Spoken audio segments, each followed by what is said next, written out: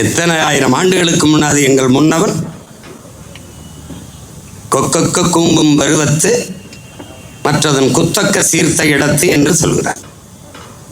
யாருக்கு பாடினான்? 2000 ஆண்டுகளுக்கு பின்னால் ஒரு பேரன் வருவான், எந்த சமரசம் செய்யாமல் களத்திலே நிற்பான், அவனுக்கு இது கற்பிக்கும், இது பாடம் புகட்டும்.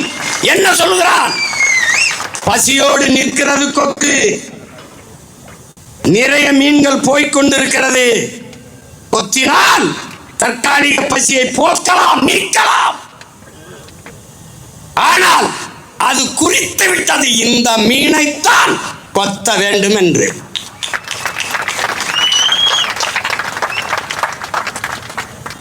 குத்தக்க சீர்த்த இடத்துங்கிற அந்த மீன் வறுமறை பசியோடு வெறியோடு லட்சிய உறுதியோடு நிக்கிறதா கொக்கு. இவரோடு கூட்டணி வைத்தால் 4 சீட்டு, 40 சீட்டு, 10 MP, 25 MLA. இல்லை, எங்களுக்கு வேண்டியது 4-3 சீட் அல்ல, தமிழ்நாட்டை கைப்பற்றணும் நினைக்கிறோம்.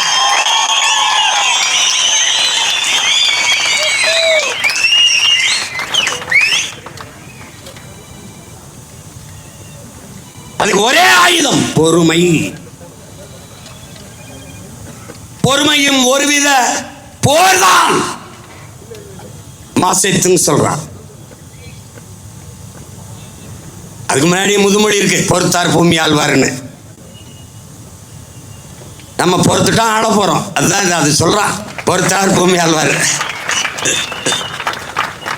எங்கள் தலைவன் எங்களுக்கு சொல்லி வைக்கிறான், பொறுமை என்கிற மரத்தின் வேர் எப்போதும் கசப்பாக இருக்கும், ஆனால் அந்த மரத்தின் கனிகளோ மிகவும் தித்திப்பாக இருக்கும்.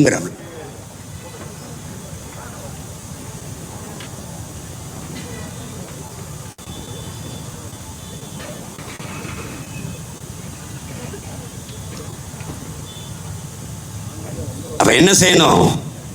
பதறாமல், தடமாறாமல், தடுமாறாமல் இலக்கை நோக்கி பயணித்துக் கொண்டே இருக்கணும். அதுதான் ஒரு லட்சிய வீரனுக்கு முதல் தகுதி, ஒரு கொள்கை மரவனுக்கு முதல் கோட்பாடு. அதுதான்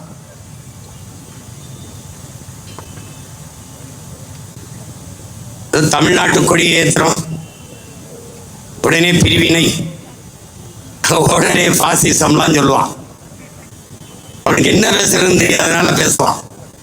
கோட்டையிலே ஒரு நாள் இந்த கொடியை ஏற்ற போற, நீ பார்க்கதான் போற.